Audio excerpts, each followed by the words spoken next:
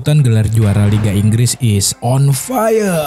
Arsenal tampil gahar dengan bungkam Liverpool 3-1 di hadapan publik Emirates. Ini sekaligus ngejawab kritikan beberapa pihak soal tumpulnya pemain depan The Gunners. Soalnya di Arsenal sendiri beneran ngandalin pemain sayap. Lihat aja di match ini 3 pencetak gol adalah mereka yang di posisi sayap. Mulai dari Bukayo Saka, Gabriel Martinelli, sampai Leandro Trossard. Biar begitu Arsenal tekan pertahanan Liverpool dengan high press yang brilian, manfaatkan hancurnya visi bermain Alisson Becker dan Virgil van Dijk. Padahal Liverpool adalah tim yang paling disiplin karena solidnya Alisson dan Van Dijk di lini pertahanan. Sebelum laga versus Arsenal, The Reds jadi tim yang paling sedikit kemasukan gol dengan 19 gol sekaligus paling produktif dengan memasukkan 51 gol.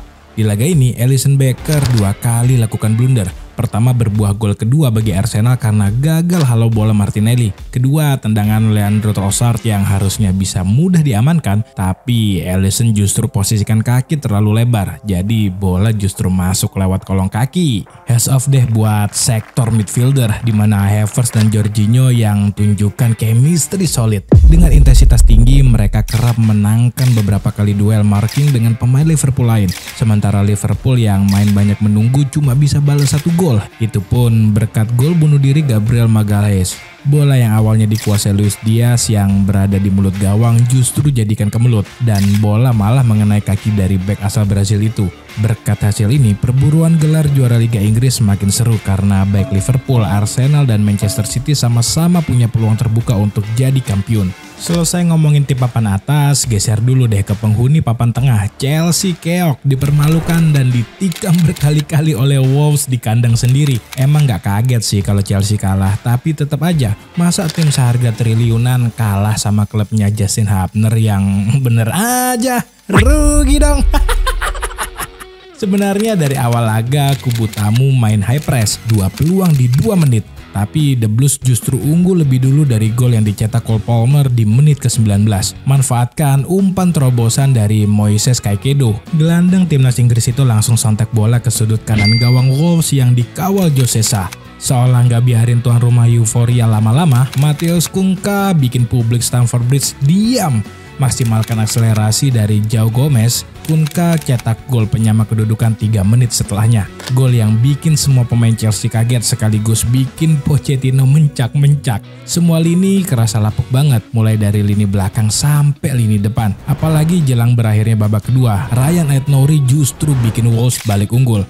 Berawal dari movement apik dari Pedro Neto, tembakan Aït-Nouri terkena akselisasi yang kemudian disahkan jadi gol bunuh diri. Berambisi hindari kekalahan di home, Raheem Sterling beberapa kali lakukan akselerasi brilian. Ben Chilwell hingga Thiago Silva juga ambil andil lakukan pergerakan ke belakang pertahanan Wolves. Di tengah-tengah upaya nyetak gol, The Blues justru kebobolan lagi. Duo Neto dan Cunha menjelma layaknya mimpi buruk buat kubu Chelsea. Kerjasama keduanya hasilkan gol ketiga untuk Wolves. 10 menit terakhir, Wolves cetak gol lewat titik putih. Cunha berhasil jadi bintang kemenangan dengan hat-trick ke Jala Petrovic. Sementara Chelsea perkecil ketertinggalan lewat sundulan Thiago Silva dari umpan Mudryk.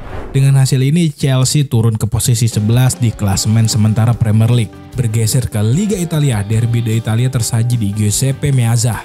Nerazzurri memang main lebih dominan dengan penguasaan bola 55% berbanding 45%. Inter juga lebih agresif dengan catatan 15 kali percobaan dengan 3 on target, sedangkan Juventus hanya 12 kali attempts dan 1 on target. 25 menit awal, Inter Milan kerap melakukan umpan silang langsung membelah pertahanan Juventus. Dari sisi sayap juga beberapa kali lakukan terobosan yang membahayakan pengawalan Federico Gatti.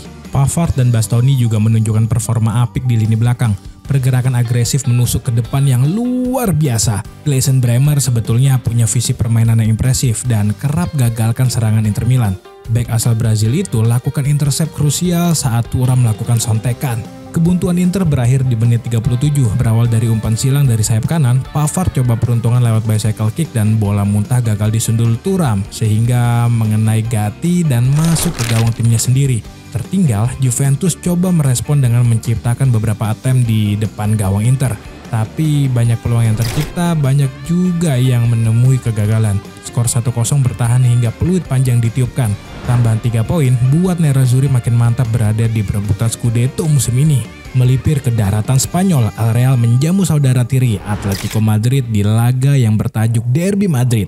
Dua tim ini bermain sama kuat dengan skor 1-1. Real Madrid bermain ofensif sejak kick-off babak pertama. Jelas, 3 poin jadi fokus utama mereka. Beberapa kali, pemain sayap mereka agresif dan coba mengurung skema bermain Atletico Madrid. Baru pada menit ke-20, Real Madrid baru buka keunggulan lewat sepakan Brahim Diaz. Berawal dari tandukan Riquelme yang justru muntah di kaki Brahim Diaz. Agak sedikit kemelut, tapi Diaz lewat positioning brilian berhasil jebol kawalan Oblak. Kroos dan kawan-kawan sebenarnya punya banyak chance gandakan keunggulan. Tapi di match kali ini serangan El Real justru tampil loyo dengan finishing yang buruk. 3 menit awal babak kedua, Atletico coba untuk leading lewat skema tendangan sudut. Sepakan Griezmann berhasil ditanduk dengan mulus oleh Savic. Sayangnya VAR mengintervensi dan gol tersebut tidak disahkan. Selanjutnya, Ancelotti berusaha untuk menghidupkan kembali lini per lini dengan ritme permainan yang dinamis dan agresif lewat pergantian pemain.